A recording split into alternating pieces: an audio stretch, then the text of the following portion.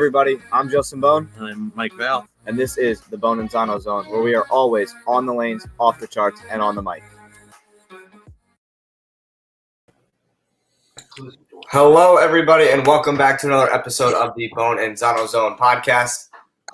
Before we get into anything specifically, they are installing carpet upstairs in my house in Brandon's room, so there will be a lot of loud noises going on today.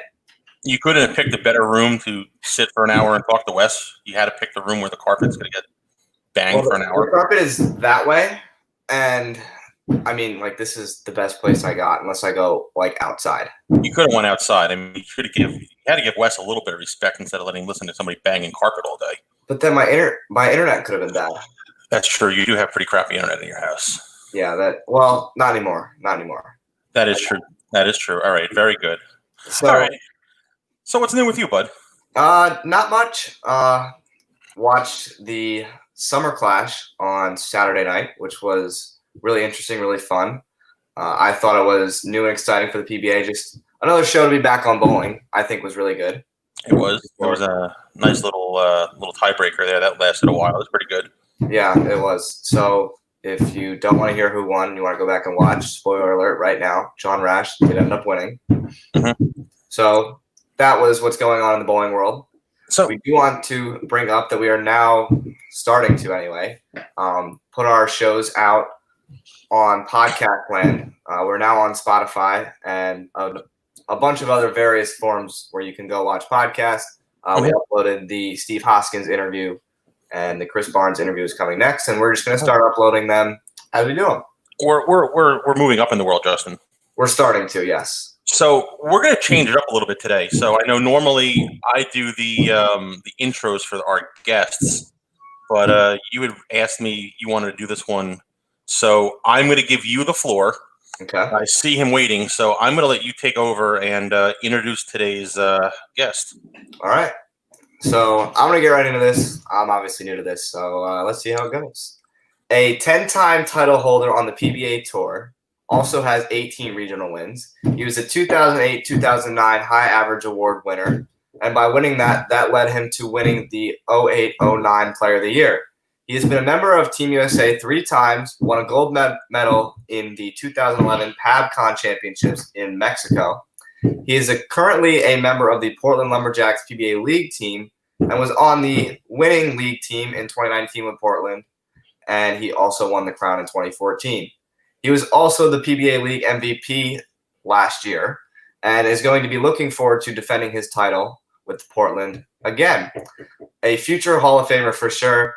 It is my pleasure to welcome the man who seems to always beat my dad on TV, Wes Malott. How did I know that was coming?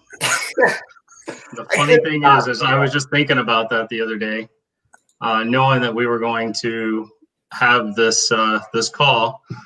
And remember, you guys always asking your mom, why does Wes always have to beat Dad? Between you and Brandon and Sydney, always asking, why does Wes always have to beat Dad? It seems like every time that you guys would bowl each other, it wouldn't matter what it was, what you're bowling on, Dad would always lose.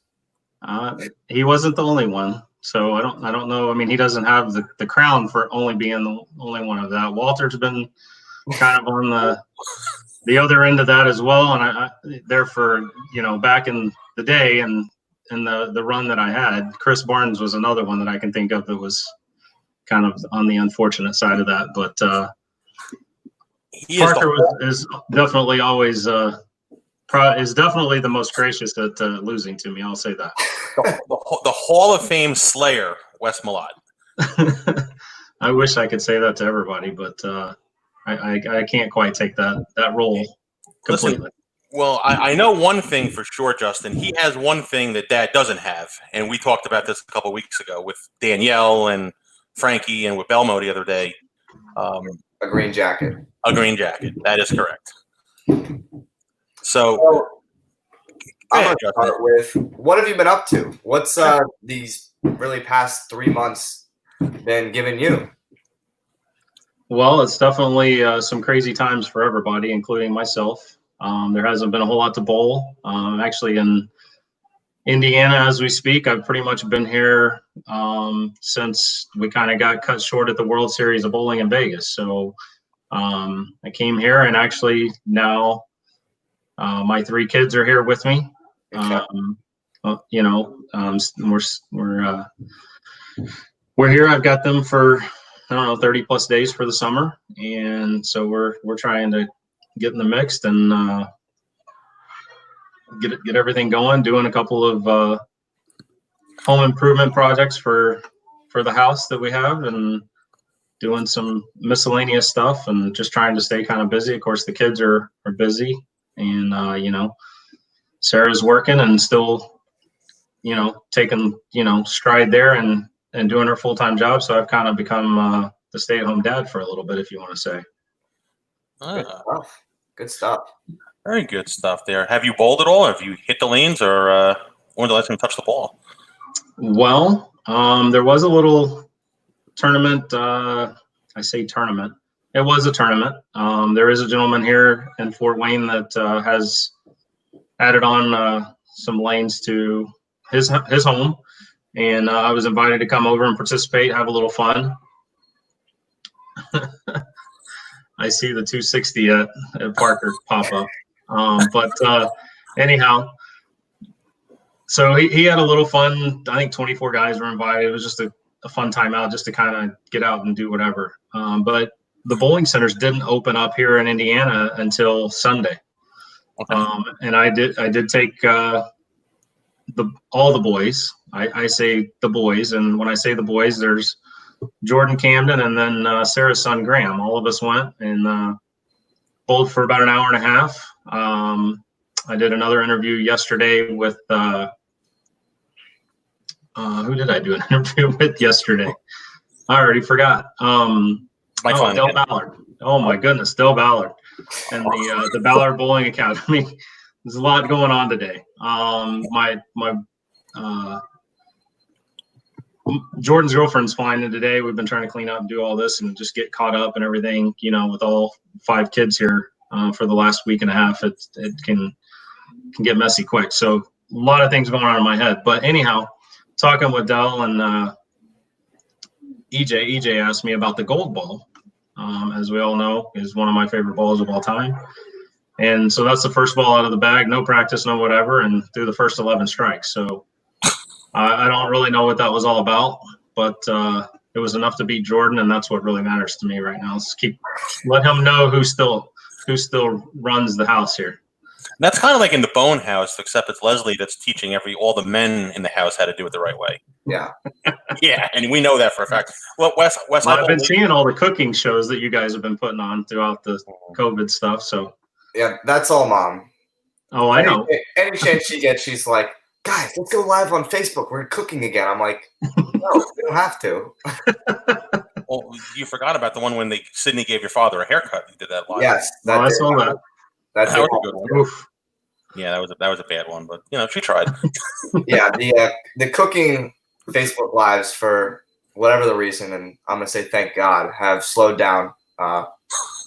We just moved, and it's been quite busy packing and unpacking and pre-packing and unpacking and a whole lot of just doing that.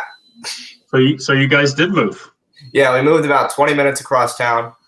I remember your dad saying something to me that someone wanted the house that you were at, and y'all were looking at moving a little ways and kind of upgrading for about the same amount. So I didn't know if that all went through, and sounds like it obviously did. So yep, hope things are well there. Yeah, so far there. I mean, there's boxes everywhere, but I mean, if you've ever moved in your life, that's going to happen. But I mean, it's pretty good right now. Hopefully, we'll be able to get some people over here soon. Yeah, thanks for the invite there, Justin. You're welcome, Mike. All right, so can we have at it? Well, this man's busy. He has a busy schedule today, so let's have at it. So Wes, there's not many guys I look up to, and I'm almost like 6'3", so I don't want to piss you off or anything. You could probably just pummel me to a bloody pulp. So I don't want to. Yeah, definitely. Okay. Yeah. So I want to watch what I say. I don't want to. I don't need you coming after me because you're a big guy. And so everybody knows you as the Big Nasty, right? So yep. What were you pre big nasty. So what were you doing before you bowled, and kind of what made you want to go on tour full time? Well, interesting you ask. I haven't really been asked that too much as of late, but it's an interesting story, I guess you would say. It's not the normal story that most people on tour have, or people like Justin, Brandon, my kids, Jordan and Camden. And what I mean by that is, I mean, there's some relation to bowling on tour, or parents owning a bowling center, or having access to all this stuff. Obviously, Justin, Brandon are following in their dad's footsteps, and he's got his connections up in New Jersey with bowling centers or whatnot. So these guys can get into a bowling center and do that. Obviously, they have parents that support them and their activities and do all that. And same thing with me, with the pro shops. I have access to the lanes for the kids to bowl on more than what, not that when I say access, I mean, they have access to them, but at a discounted rate. We're not paying $3-4 a game to practice, because you wouldn't be able to do it as much as they do. Mm-hmm. So, but my story is a little different. I remember I was 10 years old, and I guess my mom bowled back before I remember. Not that she was, on tour or anything like that. She just bowled and had fun with it. And at 10, she just asked me. I was playing soccer at the time, and she asked, "Hey, do you want to bowl?" I said, "I don't know. Sure, I'll try it." So I did, and started I grew a love for it pretty quickly. And I remember I was probably 15, 16, started kind of tracking the professional bowlers and all this stuff. And obviously, people asked me who my idol was, who I watched growing up. And here we are on the show. One of the main guys that I followed and trying to somewhat, mimic or imitate is Parker. He's, still is one of the greatest of all time. Definitely, textbook. I mean, very smooth still to this day, even though he's in his 50s. Still has great form, great balance, a great release, and just one of the guys I looked up to. So then at 16, I started working at the bowling center at Westgate Lanes down in South Austin, where I grew up, and got a discounted rate. So as I said, everybody's got some kind of connection there to be able, and I was able to just bowl. I remember, I would, on the weekends, I would bowl youth league on Saturday morning, and then I would practice all day, and then I would work at 5 o'clock until 2 o'clock. That was the extent of my Saturdays. I mean, if I could be in the bowling center, I would even remember take my two ball bag, throw it on my shoulder, get on the city bus, and pay my 50 cents or whatever it was to hop on and ride down to the bowling center and drop me out basically right outside the door. And same thing getting back. So I would, anytime I could get up there, I would get up there and practice and bowl, and I just loved it. And then as far as getting to the level that I'm at and having the credentials I have, to me is just humbling to think about, and very fortunate to be where I am, because by one of the things that, I didn't really believe in myself. I didn't believe that I could go out on tour and compete with these guys and win. I thought they were on a totally different level than me, but I bowled a couple of the Megabuck tournaments back in my early 20s, which was, around 99, 2000, I believe. And went out three or four times and never made any money. So I'm like, well, this isn't cutting it. So we're not going to do this anymore. And, because, I mean, you get sponsors to give you, $3,000 or $4,000 to go bowl. And of course, your early 20s, that's a lot of money.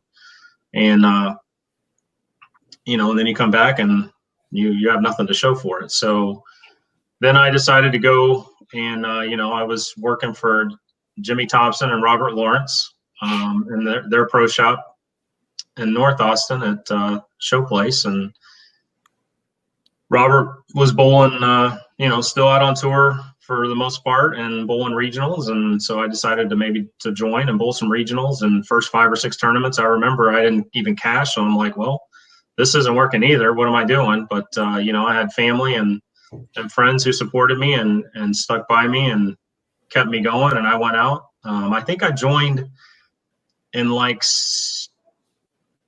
August or September of 01. Bowled some events through there, and then it was April of 02 in Lawton, Oklahoma. I won my first regional.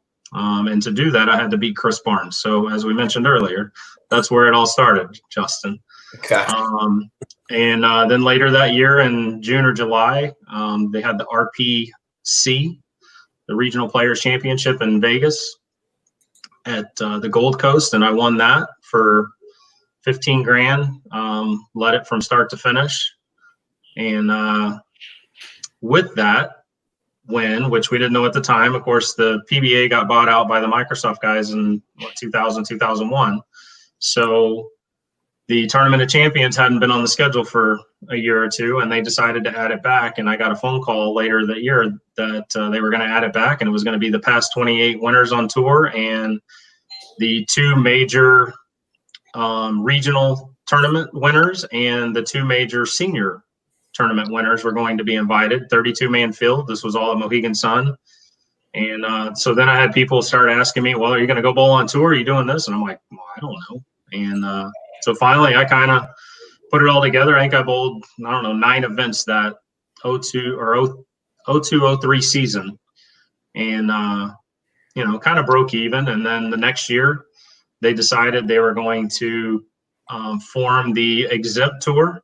So for the 03-04 season, that was going to be, the points for that season. We're going to determine the top 40 for the exempt tour for the next year. So I'm like, well, if we're going to do it, now's the time.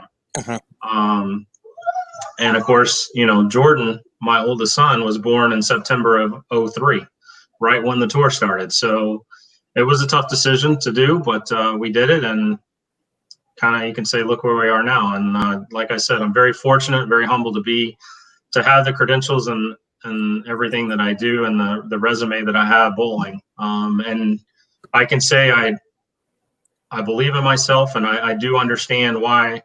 Now, understanding the game the way I do, I can understand why I'm definitely one of the best to roll a ball down the lane. I mean, I definitely have some unique talents. I am much taller and bigger than most people who roll a bowling ball down the lane, but that, there are some benefits to that in a way. And my release is definitely unique. And when it works, it definitely works. So I get it. I understand it. And I'm also a very versatile player usually. And that's what has gotten me where I have. And like I said, I'm very fortunate to be where I am.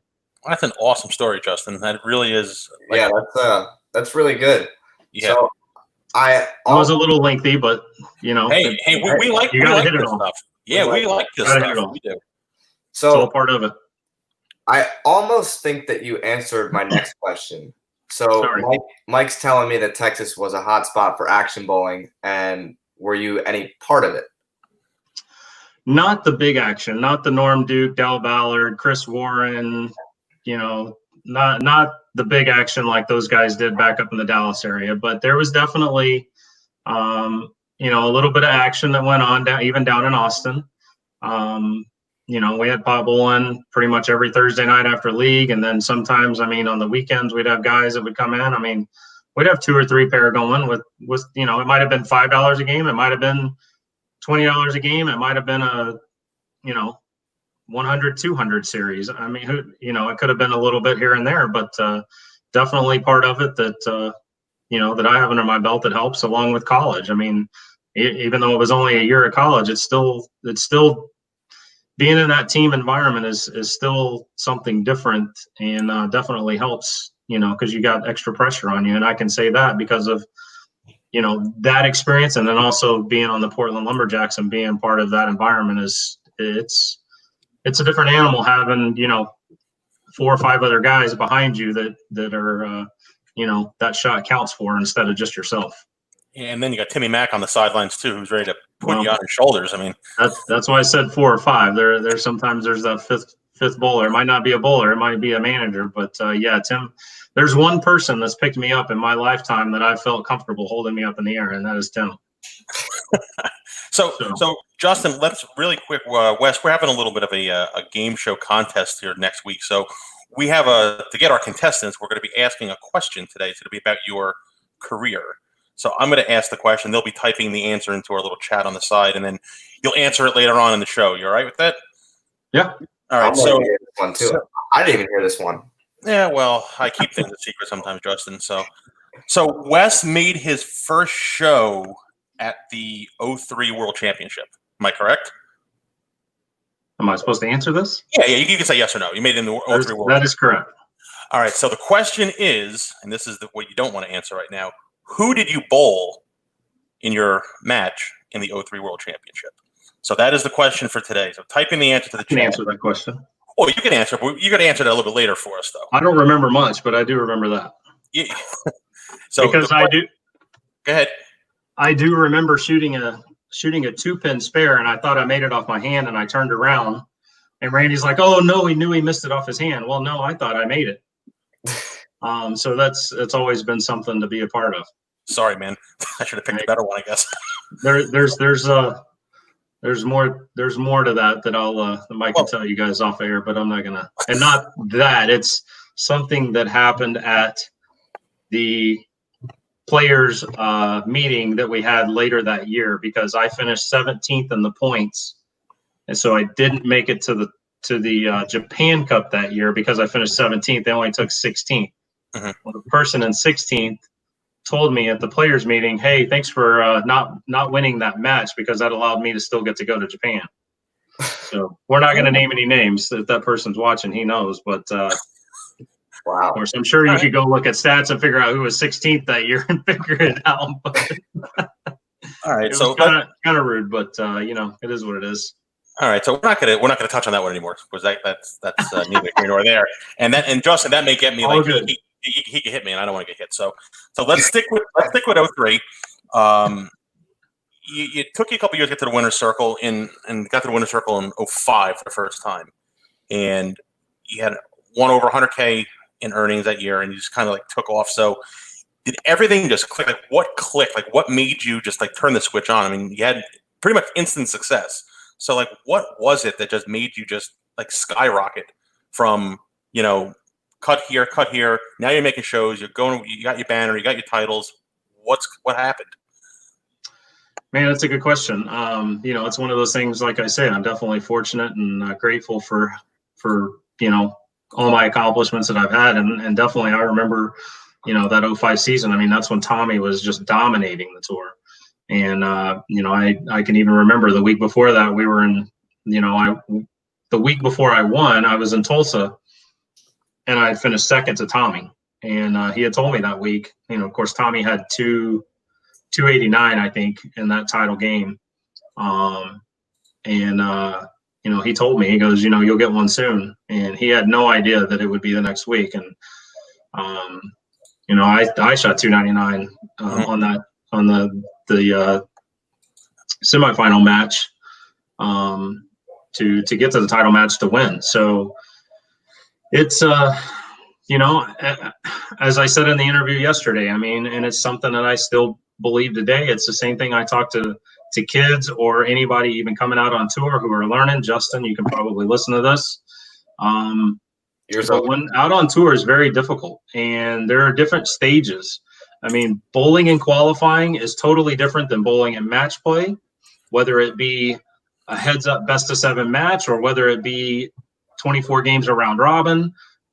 Both of those are different because the lanes are going to transition. How you break the lanes down if you're bowling in a best-of-7 match is very critical. You're not going to look at that in a round of 24 round robin. It's each one of those is totally different. And then bowling on TV is totally different because you have the lights. Then you have all the practice before. Then you have the fans that are sitting right on top of you and the cameras right in your face. So each one of those is different, and you have to learn how to bowl each one of those. So you have to learn how to bowl qualifying. And then once, you get rid of the guys who aren't repeating shots very well, and there aren't as many plastic balls going down the lanes break down totally different in match play. And again, like I said, if you're bowling a best-of-7 match, well, why Walter hasn't done great because I'll stand to the right and I'll play straight and I'll force him left, and then he loses his carry, and then I might not beat him in 4 games very often, but I'm going to beat him in 7 games. I'm going to take my chances on it because I'm going to have better carry from in than he is, just because of the rev rate and stuff like that. And then there's, round robin. That's, 24 games of round robin, whatever that may be. That's different. And then, of course, you have the TV show that you have to learn how to bowl. So you have to break them down. You have to set goals, continue to get yourself in those positions to be able to learn. And then eventually it just kind of falls into place. I mean, realistically, if you look at my stats and how many TV shows I've made, unfortunately, I'm kind of a lot like Barnes. I think I probably have more second place finishes than I do wins. And I know I'm well over probably 50, 60 TV shows, and I only have 10 titles. I mean, there's people who have 10 titles who only made 20 shows. So if you ratio out those stats, they're not the best, but got to keep putting yourself in those positions to do it. And I think,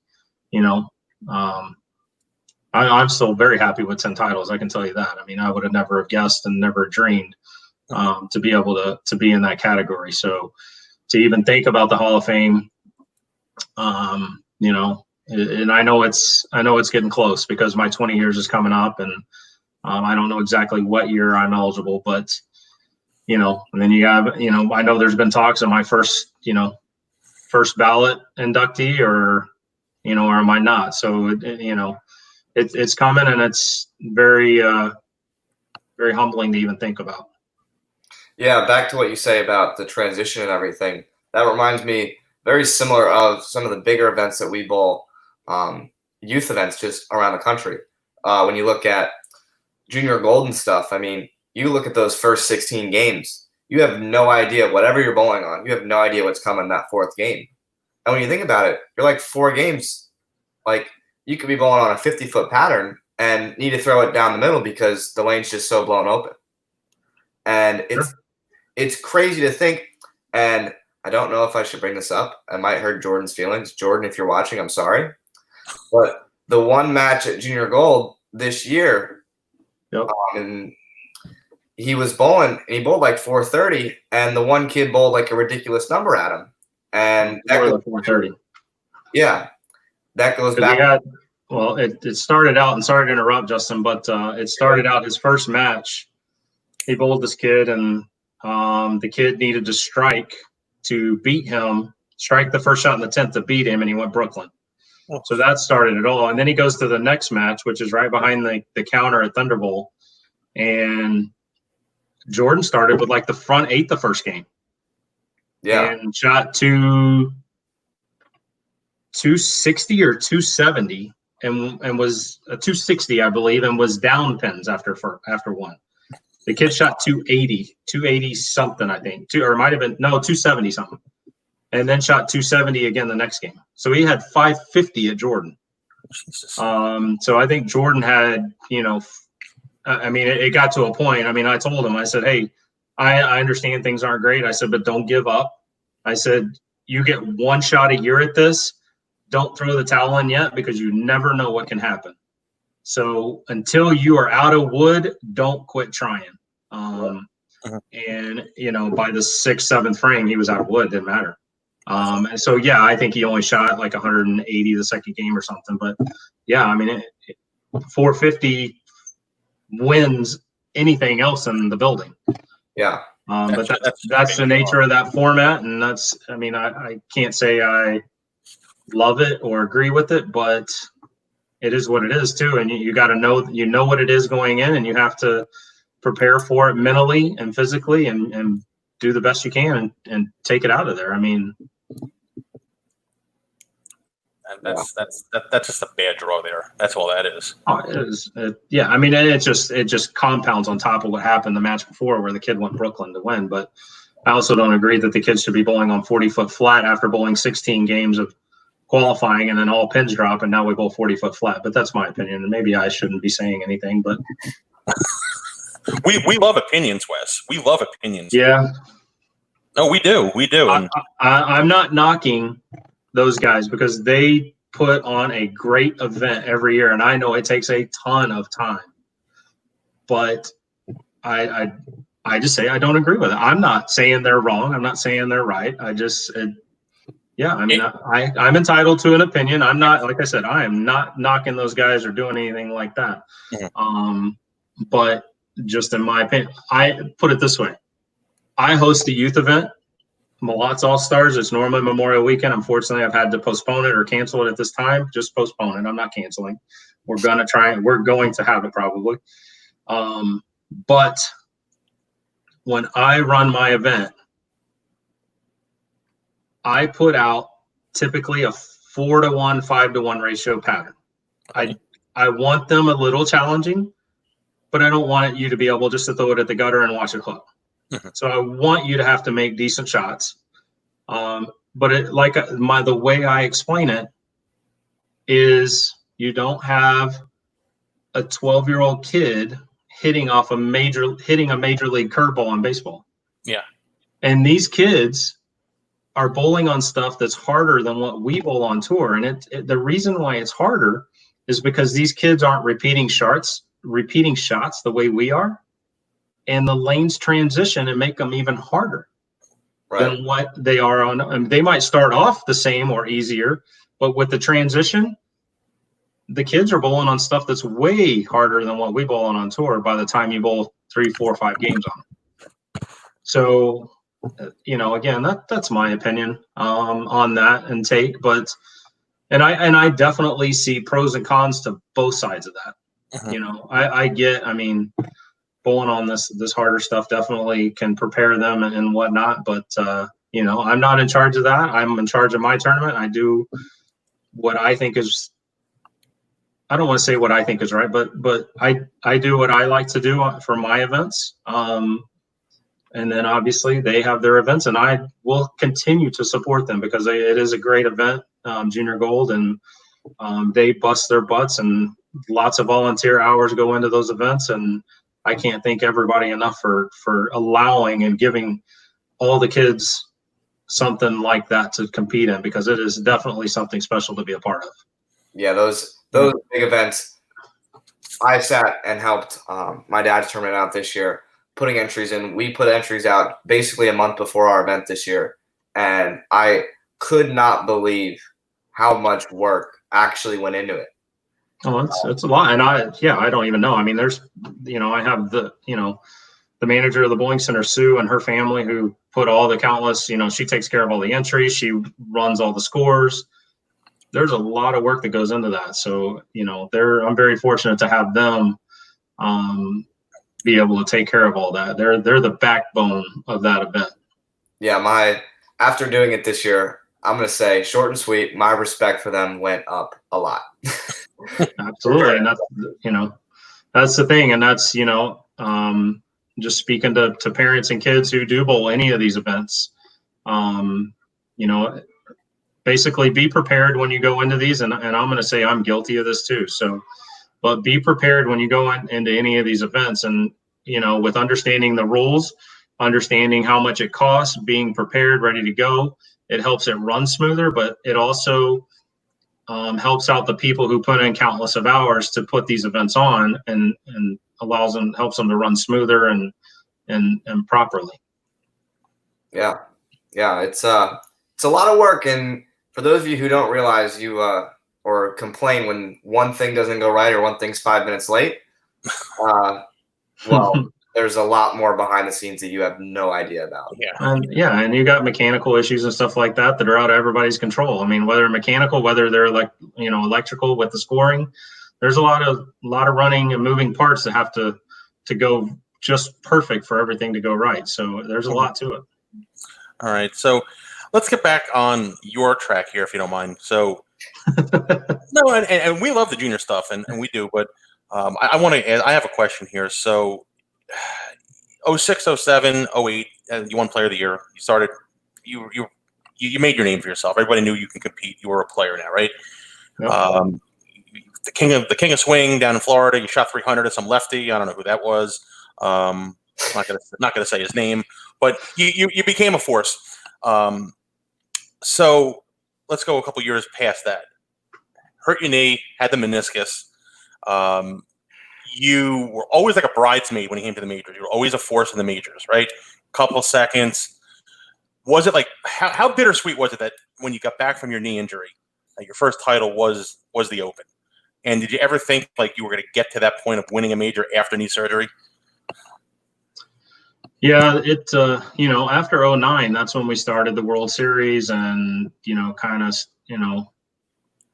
the tour schedule changed drastically. We weren't bowling from September to April, and on a constant basis. We had the World Series, which was 5 or 6 events, and at first a month and a half swing up in Detroit, and then it started combining or getting condensed into 2 or 3 weeks, and now down to a week and a half, 2 weeks, and then it's such a hit or miss. I mean, we'll go bowl 4 or 5 events in one facility. If you didn't match up and if you weren't bowling well, sorry about your luck. And then you'd go 2 or 3 months and then you'd go do this again. So there wasn't really any way you could get things really rolling. You were either on or you were off. And not only that, you made multiple shows. You never had a chance. If something bad happened at the end of an event, you didn't have a chance to hit the reset button and take a couple of days off to recoup and understand and get your mind back straight to be able to bowl the next event. I mean, it was, oh, well, okay, sorry, you just lost. Well, guess what? You're bowling again in an hour. You never had enough time to hit the reset button and get ready for the next one. So, and again, I'm not complaining about that. I mean, that's on me. I need to know, I know going in, this is what it is, and hey, we all got to be prepared. But so that's on me. That's not on them or anybody else. But it definitely wasn't what kind of I really like per se. I mean, I don't mind. I love the World Series. I just don't think we should do it 4 times a year, and that's our tour. Yeah. And I get, I'm not, from the financial standpoint, I understand why it happened and why it needed to happen, why it had to happen. So grateful that definitely we still had something to compete in and bowl. So, I get all that, but definitely, I don't think anybody would agree and want it to be like that, but it's what needed to happen at the time. And now we're kind of, getting back into the, more of a full schedule to where we're going to different venues, every week and bowling different events, different formats, and all this stuff. We're kind of getting back to that, not to the extent what it was back in the 2000s, but we're seeing headway and we're getting there. And of course now Bolero takes over, and now we have COVID, so things were looking really, really good. This year. Bolero taking over, first event, Tommy shoots 300 to win. I mean, it took 280 to win the tournament and the title match the first 4 weeks, I believe. Yeah. So, I mean, I don't know that you could draw it up pretty much any better than that. And and then COVID hit, and now we're kind of scrambling and putting some stuff together, but at least we're back on TV, and we're fortunate. I'd be lying to you if I would say I was sad I wasn't a part of any of the events yet. But, rightfully so, too. I mean, the guys who are there deserve it. They should be there. And, but I do look forward to getting back out on the lanes and competing against the guys, seeing the guys and mingling. I mean, that's definitely a part of it. So, hopefully we can get back out on the lanes here sooner than later and get rolling again, because I know that's what all of us need that for multiple reasons. Definitely. So Wes, we like, not only financially, but just for our sanity and just to get back. Yeah. So Wes, we talk a lot here. We like to pitch ideas and make things happen. We want to make things happen in the bowling world. So Justin and I have come up with, or actually it was more Justin's idea, of a little charity event, I guess you want to call it, right, Justin? Yeah, I would say so. So we were talking to another guest who had a green jacket, Danielle McEwen. And someone had originally asked me, when are we going to see a Parker versus Justin versus Brandon match? And we were talking to Danielle about it, and I said, what if we did a match with Nick, Danielle, and Victoria, and then me, Matt, and Brandon? And I said, oh, wait, there's one more family that could. Wait, there's more. One more family, the Strike-A-Lots, Wes, Jordan, and Camden. Yeah. So that's our idea. And well, you guys are in New Jersey and New York. and I'm either in Texas or Indiana, which is a little bit of a hike. So I guess this is on us to get to New York and New Jersey, huh? Is that the case? We've thought of the logistics of this, or Justin's thought of the logistics of this. So Justin, the course he floor has. is yours. The floor is yours now. You're going to be the sales guy. You got to sell this to Mr. Malott. So details obviously can come off the air, Mhm. but in short term, where we're all in the same place at the same time, junior gold would probably be a good option. We want to see if we can make something. You're asking me to bring bowling balls to junior gold. Just a gold one. Just maybe. a gold one. We can Gold one. Just a gold one. It's a gold one. Okay, well, guess what? Junior gold's in Indy next year. I'm in Fort Wayne. I'm 2 hours away. Bring it. All right. Wow. He said, All right. come get some. And just, Wes, the thing is, you have to wear the green jacket to the pair. And before they Would you like start, me to pull it out of the closet? Because it's in the closet right oh, he has the jacket right there, Justin. here. This is great. But and we're going to try to get some money donated for the Bowl for Life Foundation. They'll make the little charity thing, all the money going back to the kids. So we'll have to work on that. But Justin, see, we make things happen. We're trendsetters. Yes. So How much are we wanting? Hang on. How much are we wanting to raise for this charity? I think We haven't figured that part out yet. there's no number. I think it's There's no more of just Okay. a fun match and then raise some money. Yeah. Well, I think if that's the case, you know, you and your dad and your brother, you have your resources. I have my resources. I'm sure Daniel has her resources. We got to put a minimum number for each one of us to raise that's going to go towards this charity if we're going to make this event happen. I love it. I love it, and we can work on that, Justin. I'll tell you right now, I will not take Team Bohn. I'm sorry. I want somebody with a green jacket, and I like Wes's attitude. So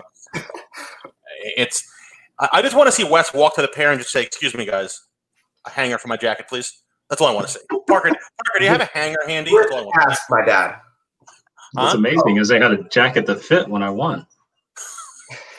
Well, we asked that to the Belmo. He didn't get his jacket yet. You said that last week. He did not get his jacket.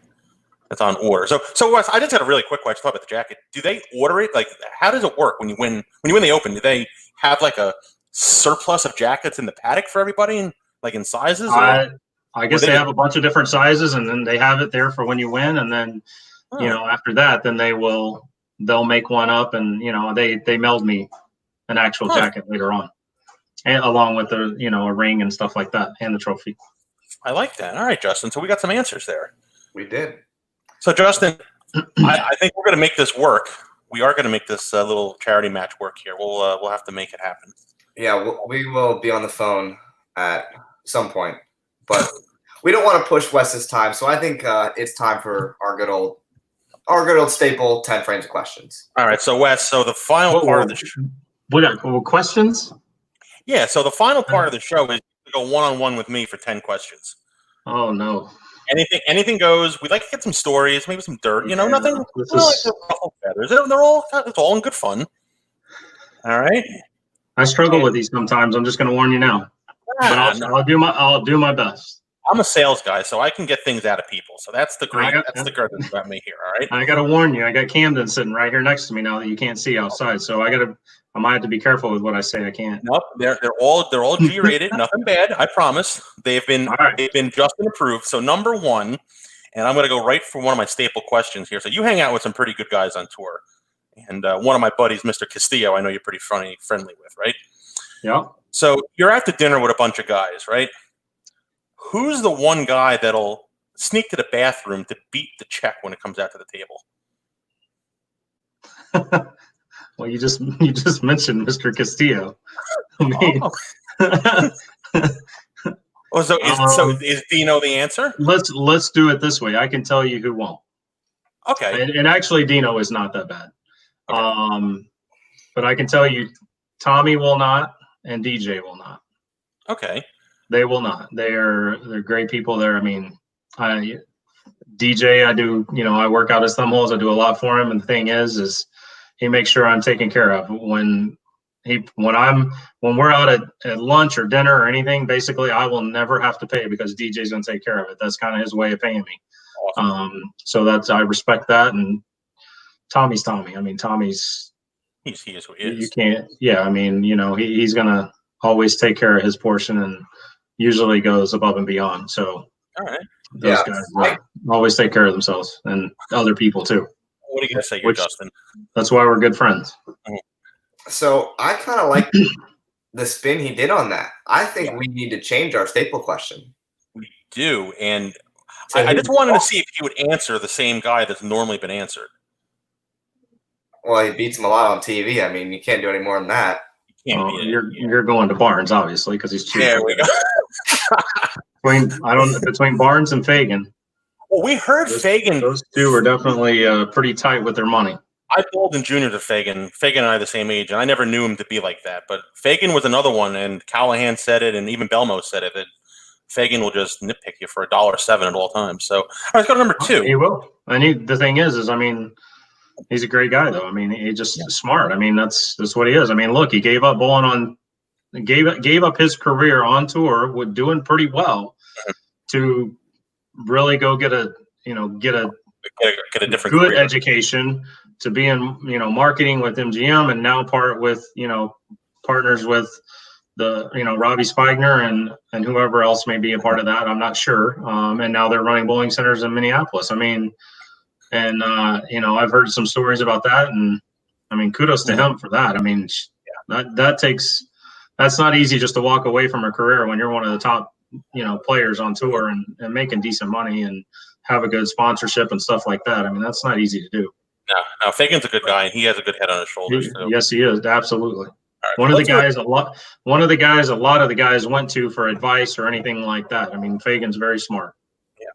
All right, cool. So let's go to 2 here, Wes. Another one of my staple questions: favorite and least favorite center to bowl at on tour. Well, favorite, I would have to go with I don't remember the name of it, but in Medford, Oregon. I have to go with that being one of my, definitely one of my favorites. I mean, I'm the 2-time defending champion in that event, and we haven't been back since. So that's definitely got to be one of my favorites. Least favorite, that's pretty easy too. That's on the West Coast as well. I'm not Parker. Come on, Mike. I'm not Parker. I'm not left-handed. You don't like the stadium. No. No. I don't like the stadium. And they're, the crazy thing is, I mean, I love the venue. I've never really done very well there. I remember, it's been a long time ago now. We bowled there, and I went and told the guys, said, "You guys want me off tour? Just have every event here, and I'll be gone." And the funny thing is, then we bowled a multi-pattern event there that same week. We bowled on Cheetah and Shark. Cheetah on one lane and Shark on the other lane, and I remember shooting 300. So I do have a 300 in that building finally, but and on 2 different patterns. But yeah, still definitely not all right. Not my favorite. And I am curious and anxious to get there and see the changes that they've made with all that, because that is part of it. The seating is horrendous there, even though there's a lot of room.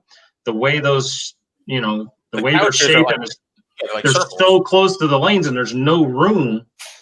Like when you come in and having a tournament there, those things should be out of there. Just open all that up, and then that place is totally different. We never heard the stadium as an answer, Justin. That's a new one. We can add that to the list. What? That's a good one. Have you been interviewing lefties? Is that the deal? No, honestly, the one center that everybody does not like to bowl on tour is Justin. Detroit. No. Woodland Bowl. Really? Yeah. I love that place. With a lot of early hook, everybody's early hook and bad carry, right? The approaches can be tacky for sure. A lot of early friction and a lot of bad carry. Yeah. All right, let's go to 3 here, guys. What's more stressful, Wes? Needing a mark to win or watching your kids needing a mark to win? Oh, by far kids. By far. All right. Kids. And that's it's not all about needing it. It's about, I mean, having to see them fail or do it. I mean, there's just so much more pressure, and that's, you just, you want to see it, and if it doesn't happen, you just feel so bad for him. I mean, when it's yourself, you can handle it a lot better and easier than it being one of your kids. I mean, you hate to see anything happen or not happen for your kids, and that pressure that's a lot. All right. Let's go to the next one here. So we touched on this earlier. A lot of big action in Texas, and Texas is known for it. Things are bigger in Texas, right? So I'm going to give you 2, 3, 5 guys. All right. Toughest guy for the money. All right. Center's closed, one-on-one, toughest guy for the money. Dell, Ozio, Robert Lawrence, Joe Vito, or Duke. Oh, that's it. I mean, I say that's easy. I mean, that's not easy. That's a lot of great names. And unfortunately, I didn't really know or see a lot of those guys in their prime either. Obviously, Robert is one of my best friends, but I didn't know Robert when he was in his prime, throwing urethane in the late '80s, early '90s. I didn't know him then. And I wish I would have before, he had rotator cuff surgery and all that stuff. He bowled in pain and injured for a few years there. So I wish I would have been able to see him in his prime. Joe Vito, same thing. I mean, Joe's a great guy. I've seen him bowl a ton of stuff, and I know he can bowl. Even to this day, he can still bowl. Del Ballard, obviously another great friend. I've seen videos and all this stuff, and I know he's a great bowler and a great person, just as Robert. Really didn't see him that much. But the person I would have to go with is my doubles partner, Norm Duke. I mean, look at this guy's been through. He's done it all. I mean, what more? There's really nothing else that guy. And he's. 50? How old's your dad, Justin? God, you put me on the spot. 56. Oh, yeah. So Norm's around that age as well. So and he's still a factor on the national tour with the kids, if you want to say. I know he's talking about possibly hanging it up and calling it pretty soon, but he won back-to-back titles last year. My goodness, and those were pretty grueling events. Double, two pattern events. He's a magician. I got to go with Norm Duke. The guy looks at a lane like no other. And I can tell you that because I have bowled doubles with him for, the last however many years it's been. And he looks at a lane like no other. So that goes to my next question then. So having Duke as your doubles partner, right? Do you put more pressure on yourself bowling with him because of who he is, or is it just easier, like your swing is looser because of who your partner is? Well, I think that depends on the year. The year we were up in Milwaukee and he was running them over, okay, keep it going. I'm going to stay away from you. You keep doing your thing over there. I'll get in the middle of the lane, and you just keep I'll keep riding the pony. You keep going. But then there's but that goes both ways too. And Norm doesn't put, a ton of pressure on me. And I think that's why we've been great. That's why we've been able to win that event twice and possibly should have been more. But unfortunate here or there. And, I know he's told me the last couple of years, if you want to find somebody else, let me know. No, I don't. No, you're still there. And the thing is I know Norm is going to give me everything he has, every shot he throws down the lane, as long as we are competing together. That's all you can ask for. That I know, and I don't know that there's many people out there that you can say that about. Good point. All right. So Duke is the man. That is all we need to know. Duke is the man. Pretty much. All right. So let's go to number 6. You touched on the gold ball earlier, right? Yep. So I've always wondered this myself. So I know with their products, it's all based on the serial number, right? You get the ones that are poured early, they're like 12 and they're made in 2012, right? Is there a difference between the gold ball from like original to the remake now? Do you find there to be a difference? Well, I have 2 originals in my garage that are brand new.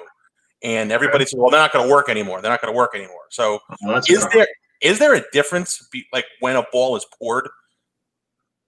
Oh, sure. I mean, there's definitely a difference, and that's when I was in Korea. I don't know. It's probably been a couple of years ago now. They had the remakes that were made in 2018, I believe. And I got one and drilled one, and I took a gold ball as well, I believe. So I drilled another one. I just wanted to see if there was any difference in the balls, because even though I mean, a ball made 5 years later, the material's just going to be a little different. Even though they're getting it as close as they possibly can, there's going to be a little difference, whether it be and there's going to be difference in the same material, whether it be poured in February or whether it be poured in July. I mean, they're going to be different because of the temperatures and all that stuff. So the way, and I'm not a chemist by any means, but I understand that the way chemicals react in different environments are going to be different for sure. But I'll be honest with you, I threw them side by side. There really wasn't a whole lot of difference in that particular ball. Now, I can tell you as well, so Pearl, I threw pretty much in every tournament in 08, 09 when I won Player of the Year, I think. And I got my hands on another one, and I drilled it, I would say probably 2013, maybe, just guessing. I don't even know. 4 or 5 years later, drilled it, ball never hooked. And it because that cover stock just wouldn't cut through the oils that we have on the lanes today.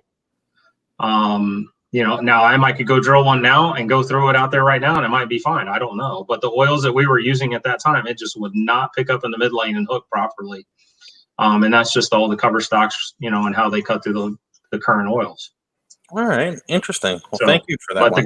The gold ball, no, I've still got 6 or 8 of them and access to a couple more if need be, on top of the ones that I already have drilled. So. All right. Well, there's 2 in New Jersey if you ever want to make a deal. I have a couple in New Jersey, too. So you know where to find more if you need them. All right. Let's go to number 7. Another staple question, Justin. Okay. I'm going to give you 2 guys, Wes, and I want to see if you agree with them or if you can add a third to the list. Best guy never to win a title on tour. Richie Wolf, Brian LeClaire. Can you name somebody else?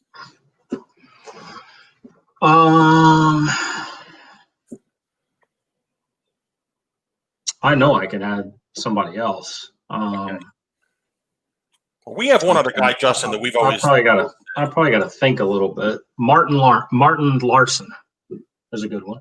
Okay. All right.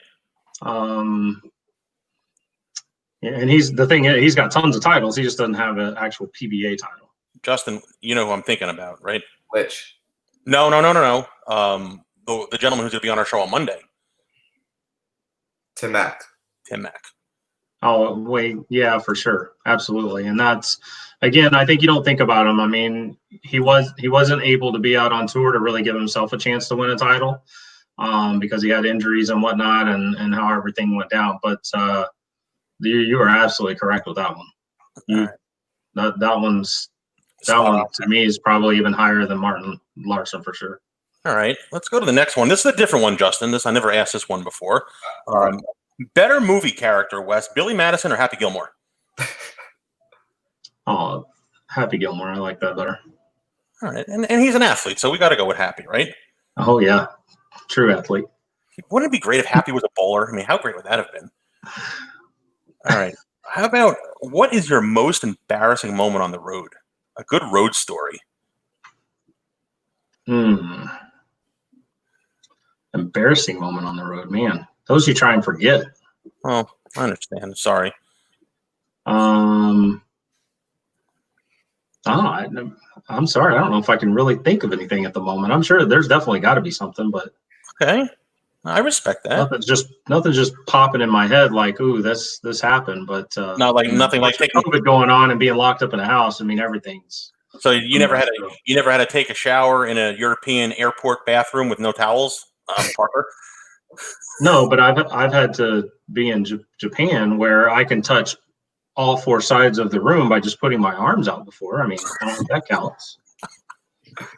All right. And I've got plenty of pictures from Japan that are kind of hilarious. I mean, I've got one where the door's about this tall. And then we're in the first time I bowled the Weber Cup over in I'm going blank, England. We're in this hotel and there's these wood beams that go across. We're going down this hallway. There's wood beams, and if I didn't duck, I mean, those beams hit me about right here. So, I mean, yeah, there's just not that those are really embarrassing, but yeah, it makes you feel kind of funny things. Yeah, it makes you feel like out of place a little bit when you're a little bit taller than everybody else. Yeah, people look at you a little weird. Yeah. All right. So this is my last. Got a duck.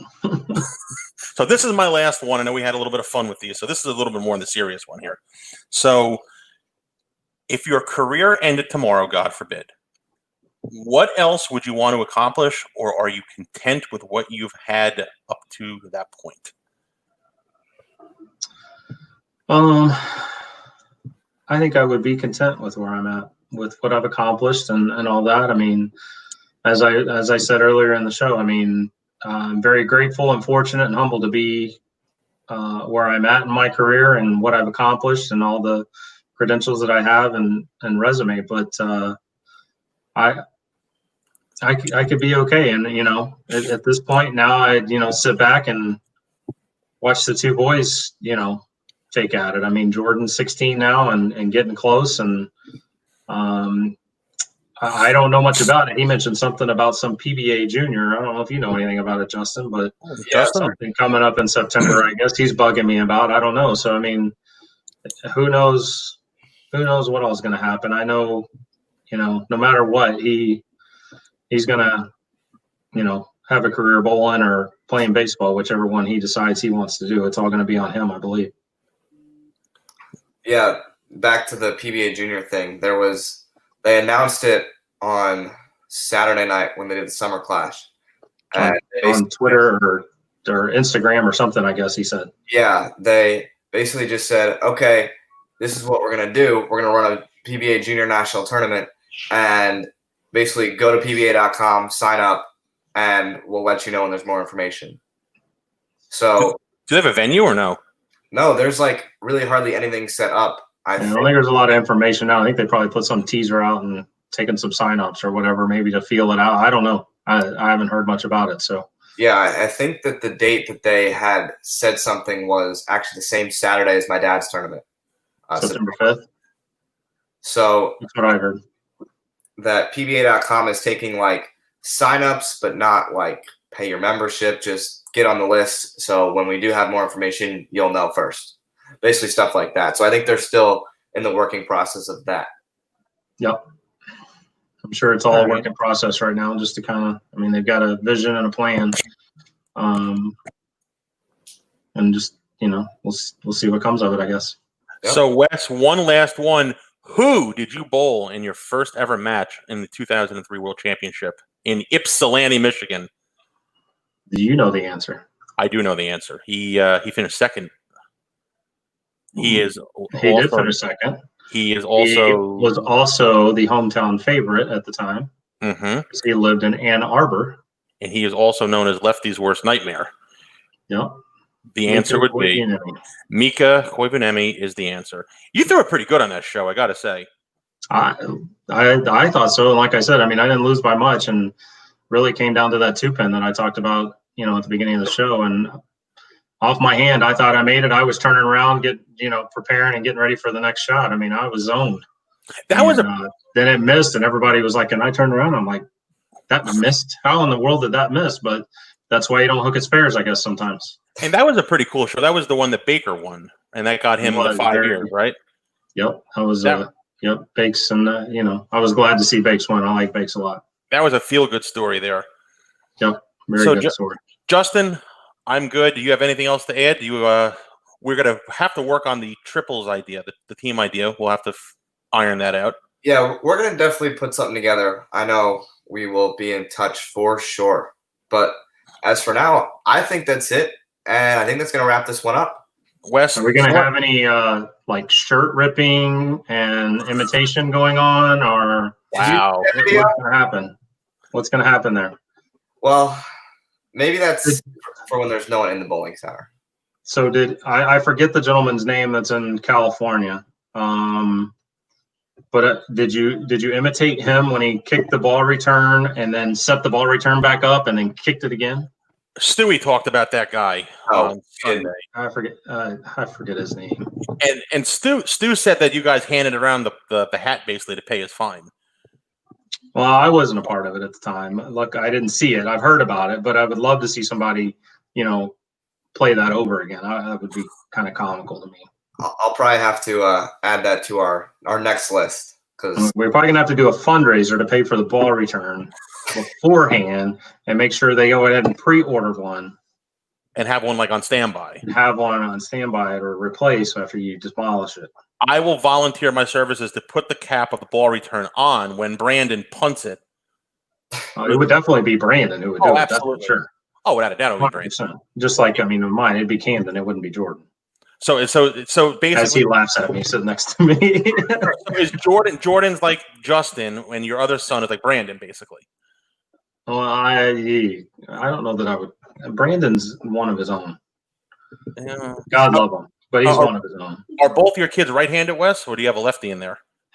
No, they're all right. We're all right-handed. One-handed, two-handers. There's one quick story I want to share before we wrap this one up. I remember. Hang on. We're all one-handed, but they do practice with two hands sometimes, but have never thrown a ball for score with two hands. Jordan could probably be pretty deadly with two hands too. Camden still isn't quite big enough and strong enough to really do it. Oh boy, properly to where I would say, okay, yeah. And I see somebody in the background. Oh, there he is. He must. About me? Do you not have earpods in? No. Oh, dude, you can't just set me up like that. Mom's watching it outside. It's not my fault. Oh, goodness. Nice hair, by the way. So, Justin, what you got to say there? So, as Camden's sitting right next to you, this is what made me think of this. I remember he came up to me in Detroit this year and was like, "Dude, I ripped my thumb open. Look at it." I was like, "Oh, damn, that looks like it really hurts. You're gonna have a long week." He goes, "Yeah, I think I might have to bowl two-handed next block." I was like, "Are you sure?" He goes, "Yeah." I go, "Maybe you should ask your dad." Yeah, and of course, with all the rules, he couldn't really. Yeah, he had to get somebody else's ball to throw, but he did throw, a little bit two-handed, but he did have to borrow somebody else's ball because he uses interchangeable thumbs, or was at the time, and so he couldn't do that. Yeah. So, but this year was a little rough. Yeah, a little rough. So we got to be a little bit more prepared going into these events and not. The problem is junior gold's coming up. I got to go practice. Got to bowl. Well, the problem is they bowl 20 games in a day, and their hands not used to that, and then they start sweating so much because they're bowling so fast. They're doing quantity over quality instead of quality over quantity, and they're ripping their thumbs up like crazy right before you go to junior gold. And it's just and that's on me. I should monitor that more and know that better. But that's something that these guys have got to learn. Nice job, Dad. Hey, I can't do it all. Nope. All right. I can't do it all. Well, that's gonna wrap. I do a lot. Thank you, Wes, for joining us. It was fun. A lot of insightful information today, Justin. Yes, there was some good stuff. Okay. And we will be joined on Thursday with more junior stuff by Mr. Gary Hulsenberg on Thursday. Yes, we will. There you go. Which I think there's a Storm Youth Championship coming up in Smyrna, Tennessee. They were able to put together 4 events for the rest of the year, I believe. So, and that's already sold out. So, yeah, you got a lot going on. Literally sold out in minutes. Yep. Which is, I'm grateful. I'm a little surprised, just because of everything going on. But I think at this point, people are anxious to get out and be able to just throw a ball down the lane, no matter what their score is. So, right. That's good to see. I'm glad that parents are still able to financially be able to support their kids and do stuff like that. And hopefully this didn't hurt too many people. It's it's good to see that, because I know our industry is hurting. And that's one positive thing for the industry that hopefully will help us all pull together and be able to come through and get out of this all, unscathed as much as possible. Good stuff, Wes. Justin, I'm good. All right. I think we're going to wrap this one up. Thank you guys so much for watching today. If you want to see more from the Bohn N Zano Zone, check out our Facebook page and our YouTube channel. Subscribe, follow, like, whatever you got to do. Make sure you guys do it. We're going to have Gary Holsenberg on Thursday, and it is the last episode for the trivia contest. If you want to be a part of the trivia contest next week, be sure to watch and be sure to get your answers ready. Yep, Monday will be round 1. Chuck Gardner will play Tim Mack in a round of bowling trivia, Wes. Oh, yeah. Timmy. I have a feeling I might be back. Timmy said he is going to bring the fire on Monday, so God only knows what will be coming out of Tim Mack's mouth on Monday. Yeah, I'm Chuck Gardner, and I'm sure there will be plenty of stories for the two of them on Monday as well. Oh yeah. Yep. Right. So I'm looking forward to next week. It is going to be 5 shows next week, Monday through Friday, every night at 6 p.m. As for now, I'm Justin Bohn, my partner Mike Valanzano. This is the Bohn N Zano Zone, where we are always on the lanes, off the charts, and on the mic. See you guys on the next one. And stay safe, everybody.